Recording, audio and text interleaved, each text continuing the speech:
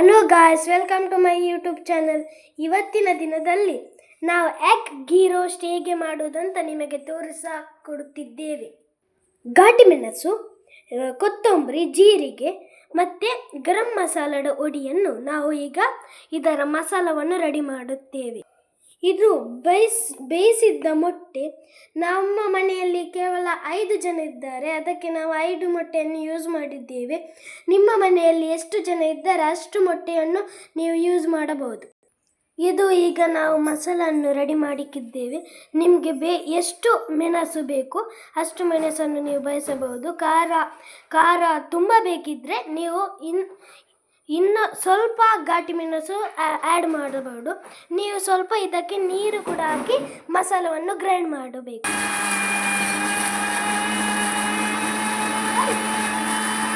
ಈಗ ಒಂದು ಪ್ಯಾನಲ್ಲಿ ಆಯಿಲನ್ನು ಹಾಕಬೇಕು. ಈಗ ಬಾಯ್ಲ್ ಮಾಡಿರೋ ಎಗ್ಗನ್ನು ಎಣ್ಣೆಗೆ ಹಾಕಬೇಕು ಮತ್ತು ಅರಿಶಿಣ,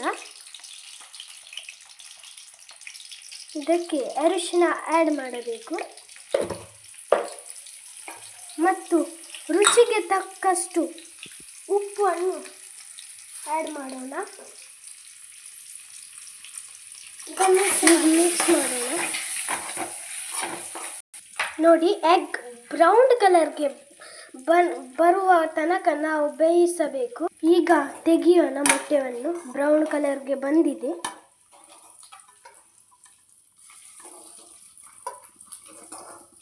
ನೋಡಿ,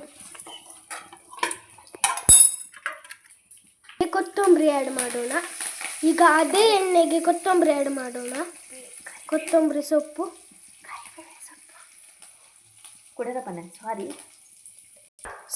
ಕರಿಬೇವಿನ ಸೊಪ್ಪು ಆ್ಯಡ್ ಮಾಡೋಣ ಮತ್ತು ಸ್ವಲ್ಪ ಮಿಕ್ಸ್ ಮಾಡೋಣ.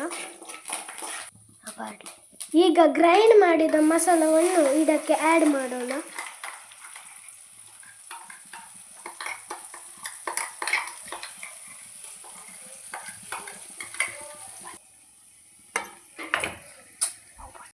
ಈಗ ಮಿಕ್ಸ್ ಮಾಡೋಣ. ಸರಿ ಬೇಯಿಸಬೇಕು. ಈಗ ಜಿಂಜರ್ ಗಾರ್ಲಿಕ್ ಪೇಸ್ಟನ್ನು ಆ್ಯಡ್ ಮಾಡೋಣ. ನಿಮ್ಮ ಹತ್ರ ಜಿಂಜರ್ ಗಾರ್ಲಿಕ್ ಪೇಸ್ಟ್ ಇಲ್ಲದಿದ್ದರೆ ಶುಂಠಿ ಮತ್ತು ಬೆಳ್ಳುಳ್ಳಿಯನ್ನು ಆ್ಯಡ್ ಮಾಡಿ. ಈಗ ರುಚಿಗೆ ತಕ್ಕಷ್ಟು ಉಪ್ಪನ್ನು ಆ್ಯಡ್ ಮಾಡೋಣ ಮತ್ತು ಮಿಕ್ಸ್ ಮಾಡೋಣ. ನೋಡಿ ಎಷ್ಟು ಚೆನ್ನಾಗಿ ಕಲರ್ ಬಂದಿದೆ.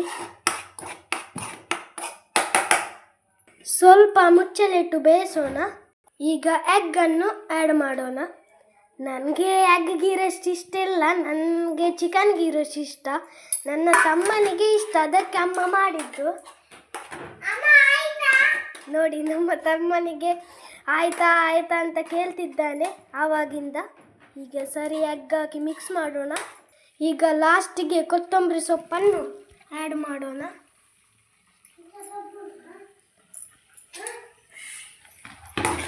ಈಗ ಮಿಕ್ಸ್ ಮಾಡೋಣ.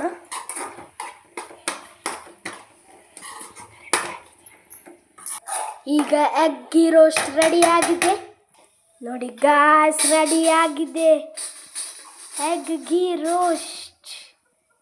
ನೋಡಿ ಗಾಯ್ಸ್,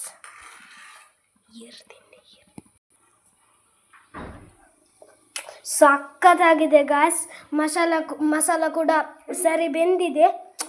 ಫಸ್ಟ್ ಕ್ಲಾಸ್ ಟೇಸ್ಟ್ ಬಂದಿದೆ ಗಾಯ್ಸ್. ನಮ್ಮ ವಿಡಿಯೋ ನಿಮಗೆ ಇಷ್ಟ ಆದರೆ ಲೈಕ್ ಆ್ಯಂಡ್ ಸಬ್ಸ್ಕ್ರೈಬ್ ಮಾಡಿ. ನಾವು ಫಸ್ಟ್ ಟೈಮ್ ಯೂಟ್ಯೂಬ್ ಅಲ್ಲಿ ವಿಡಿಯೋ ಹಾಕಿತ್ತಿದ್ದೇವೆ. ನೀವು ಸಪೋರ್ಟ್ ಮಾಡಿ. ಆದಷ್ಟು ಈ ವಿಡಿಯೋವನ್ನು ಶೇರ್ ಮಾಡಿ. Thank you. ಬಾಯ್.